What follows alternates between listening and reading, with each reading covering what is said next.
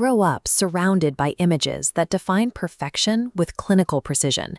It is easy to look at a magazine or a movie screen and assume that physical beauty is a biological constant, a hardwired formula of symmetry and proportion that humans are programmed to chase. If you look at Western media over the last century, you see a specific baseline. Mid-century fashion runways presented a narrow ideal of elegance, a thin, uniform silhouette presented as the undisputed pinnacle of attractiveness. As the decades passed into the modern era, the clothes and the lighting changed, but that rigid benchmark remained remarkably stubborn. We are still sold a standardized version of the perfect look.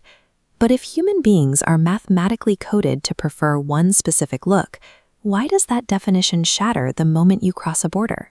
These shifting benchmarks suggest that the perfect look functions less like a biological law and more like a narrative, one that changes depending on who is telling the story. To see how a culture can rewrite that story, we look at traditions defying Western expectations. Deep in Myanmar and northern Thailand, the Kayan people maintain a standard of elegance that centers on the neck. Starting at a young age, women in this community wear heavy brass coils. Over time, the constant weight of these rings interacts with their internal anatomy.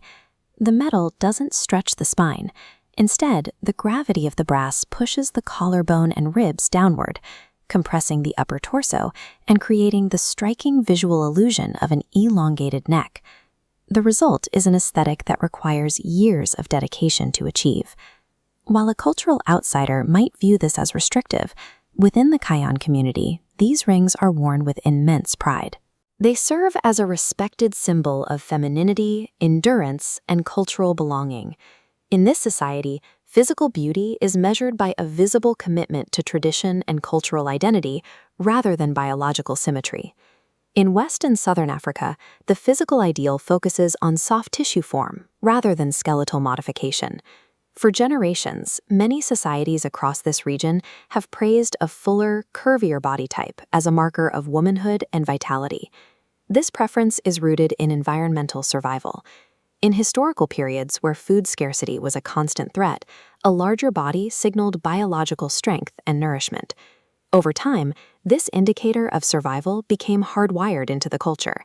That association with health and fertility evolved into a permanent standard of attractiveness. Today, these curves are proudly celebrated across fashion and media in countries like Nigeria and Ghana. Body shapes that Western magazines might label as excessive are viewed here as the ideal. The very traits dismissed by one culture as a flaw represent a generational record of environmental resilience in another. But the logic of beauty becomes even more specific when we move from global societies down to the individual. You can find two people raised in the same neighborhood, exposed to the same cultural norms, who hold contradictory definitions of attractiveness. This occurs because unique personal experiences and emotional memories can override overarching cultural norms. Within this personal microculture, a preference for a specific feature, like freckles or a certain gait, often tracks back to an early positive association or a specific emotional memory. At this level, beauty is an individual feeling. When these global standards are laid side by side, the idea of a single correct body type vanishes. No culture owns the definition of perfection. Acknowledging this relativity provides a new lens for self-perception.